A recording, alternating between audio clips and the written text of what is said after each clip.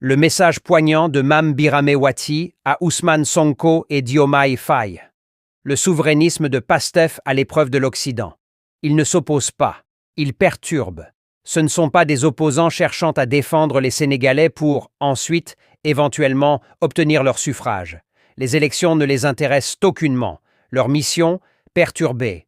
Après la politique de la terre brûlée, le défunt régime de Macky Koulouna, Sall et ses tentacules, bras armés de l'impérialisme qui refuse de lâcher le morceau Sénégal, déploient une stratégie d'embrouille nationale et internationale en passant, notamment, par les médias dont ils ont le contrôle.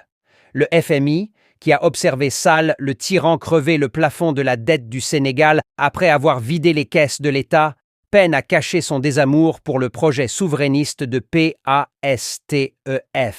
En s'abstenant d'accompagner les nouvelles autorités qu'il semble imputer la responsabilité du désastre financier laissé par le clan Sall, dont les projets fantaisistes n'ont pas freiné ses financements, le fonds s'érige ostensiblement en obstacle au projet PASTEF. Contrairement à la France qui cache bien son jeu, en dépit du poste que son président a offert à Sall, le tyran qui n'avait pas fini son dernier mandat.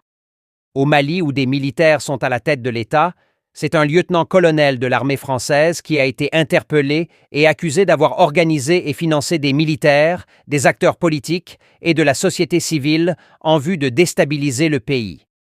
Au Sénégal, le vote ayant installé le pouvoir, le choix d'un lieutenant-colonel cherchant à soudoyer des militaires ne peut être prioritaire. Toutefois, entre Madiambal, qui regrette le départ de l'armée française du Sénégal, et Thierno Alassane Sall, qui flaire l'arrivée de djihadistes, ce ne sont pas des relais qui font défaut. Et ce sont ces perturbateurs présentés comme des opposants qui sont actionnés pour installer une crise imaginaire qu'ils tentent d'exacerber à travers une cacophonie permanente, divertissante, mais tout aussi décourageante. Ousmane Sonko, porteur du projet souverainiste, est dans leur collimateur.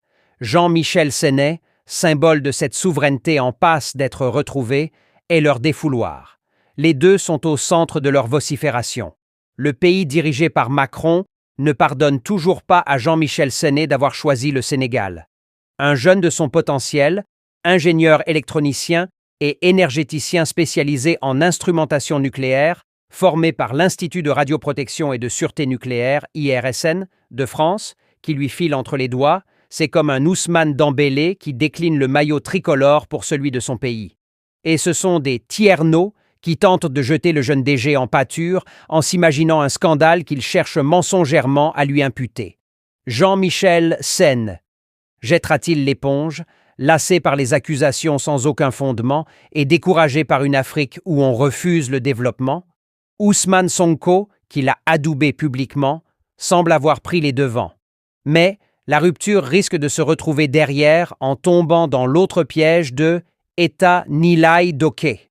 C'est comme cela que l'État fonctionne. Les réformes devant mettre le pays sur les rails devraient, à défaut d'être portées, susciter un débat national hautement plus vital. La justice se dandine, rechignant à s'occuper de tous ces criminels, de sang et de finances, dont le pavanement insécurise le Sénégal. À l'État et à ceux qui l'incarnent de faire preuve de plus d'autorité. Barthélémy Dias a organisé une conférence de presse, à Paris en France, pour déclarer qu'à son retour, les choses sérieuses vont commencer. Depuis son retour, tranquillement, il manœuvre. Même s'il ressemble davantage à des échappés du zoo, lui et ses ouailles multiplient les rencontres, conspirant impunément contre la sûreté de l'État. Si l'État a été fort durant les 12 ans de règne du tyran Sall, il doit encore être plus fort avec l'avènement des patriotes.